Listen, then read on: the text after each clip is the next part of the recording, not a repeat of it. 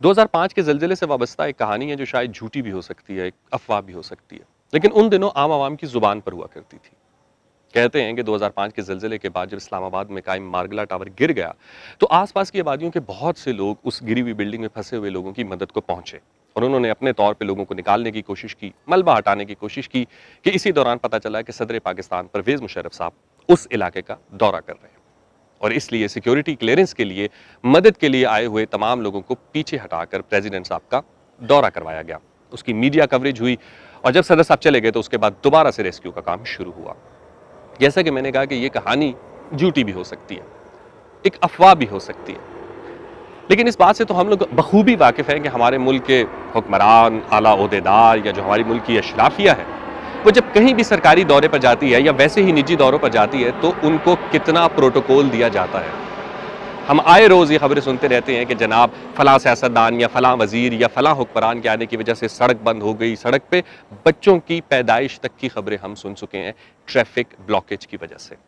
तो आज जब पूरा मुल्क डूबा हुआ है, हम एक बार फिर अपने हुक्मरानों से यही एक्सपेक्ट कर रहे हैं कि वो ज़्यादा से ज़्यादा यही करें कि वो बस दौरा कर लें, हेलीकॉप्टर पे आ जाएं, इलाके का मुआयना करके चले जाएं या नीचे उतर के लोगों में कुछ 25,000, 50,000, लाख रुपया तकसीम कर दें कि जाओ भाई दोबारा से अपना एक कच्चा घर बनाओ ताकि अगली दफ़ा जब सैलाब आए तो वो फिर बह जाए।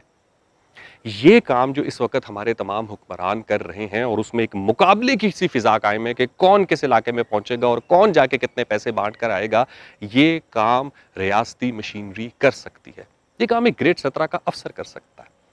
आप मुल्क के आला तरीन इदारों में बैठते हैं और आपसे तो हम ये एक्सपेक्ट करते हैं कि आप हमें बताएंगे कि पाकिस्तान में अब से बिल्डिंग कोड की क्या पॉलिसी होगी और उसकी खिलाफ वर्जी करने वाले के साथ क्या होगा। आप हमें बताएंगे कि आप आइंदा आने वाले सालों में क्लाइमेट के लिए क्या काम करने जा रहे हैं। आप हमें बताएंगे कि जनाब वाटर मैनेजमेंट के हवाले से आपने क्या सोचा है और रेस्क्यू और शहरी दिफा के डिपार्टमेंट को आप कितना एम्पावर करने जा रहे हैं। वहां पे आप कितने लोगों को नौकरी देंगे, उन्हें जदीद तरीन इक्विपमेंट देंगे, उन्हें कम्युनिकेशन का निज़ाम देंगे, उन्हें हेलीज देंगे, या आप हर दफ़ा की तरह यूं ही झोली फैला के दुनिया से मदद मांगेंगे कि जनाब हम तबाह हो गए, हम लुट गए, हमें पैसे दो। और उसमें भी मुकाबलाबाजी के वो खान साहब ने 500 करोड़ पे जमा कर लिए तो आपने बिलावल ने 1 ट्रिलियन जमा कर लिए। मतलब ये अब ये रह गया है कि कौन कितने पैसे जमा करके लाएगा। पैसा वक्ती सोल्यूशन है। और खान साहब ने अगर 500 करोड़ जमा किए थे तो उनकी तो रिप्यूट है, वो तो 30 साल से चैरिटी का काम कर रहे हैं। वो जब भी चैरिटी के लिए पैसे जमा करने जाएंगे, मेरे जैसा शख्स जो उनकी सियासत पर मुसलसल तनकीद करता है वो भी उनको चैरिटी के लिए पैसे दे देगा, क्योंकि उन्होंने 30 साल ये काम करके दिखाया है। आप वही काम करेंगे।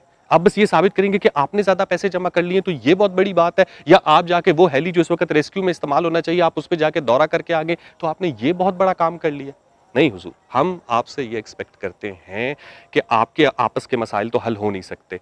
आप लोगों में से कौन अहल है, कौन ना अहल है, कौन सादिक है, कौन अमीन है, ये बातें तो चलती रहेंगी, लेकिन क्या आप लोग इस वक्त, मतलब इंसान तो आप लोग हैं ना, इंसानी बुनियादों पर हमारे दर्द को समझते हुए, इस मुल्क के मसाइल को समझते हुए, क्या आप लोग एक मुत्तफिका पॉलिसी बिल्डिंग कोड के हवाले से ला सकते हैं कि सवात में, मरी में, कोयटा में और ऐसे इलाकों में किस तर्ज की इमारतें कायम होंगी और जो भी उसकी खिलाफ वर्जी करेगा उसके साथ क्या सलूक होगा, उसके खिलाफ क्या कार्रवाई की जाएगी।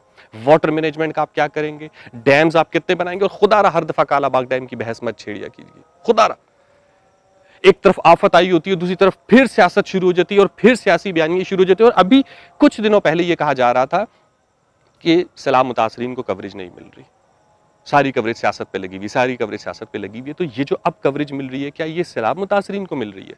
क्या हम उनकी कहानियां सुन रहे हैं, या अब भी सैलाब के नाम पर हम आप ही की सियासत सुन रहे हैं, आप ही के दावे सुन रहे हैं, आप ही की तारीफें सुन रहे हैं, आप ही की तनकीद सुन रहे हैं। सो इस वक्त अगर आप लोगों को कुछ करना है, जो कि आपके मेरे ख्याल से ओहदे की डिमांड भी है, कि एक वाज़ेह पॉलिसी लेकर आएं कि अगले 10 सालों में आप डिजास्टर मैनेजमेंट के हवाले से क्या करने जा रहे हैं, रेस्क्यू और शहरी दिफा के डिपार्टमेंट को किस तरीके से एम्पावर करने जा रहे हैं, क्या बिल्डिंग कोड की पॉलिसी होगी और क्या वाटर मैनेजमेंट होगी। हम आपसे ये एक्सपेक्ट करते हैं। ये दौरे, ये हमें गले लगाना, ये फोटो सेशन, ये हमारे मसाइल का हल नहीं। सो अपनी सियासत को खुदारा इवॉल्व करें और हकीकी मानों में आके हमारे मसाइल हल करें।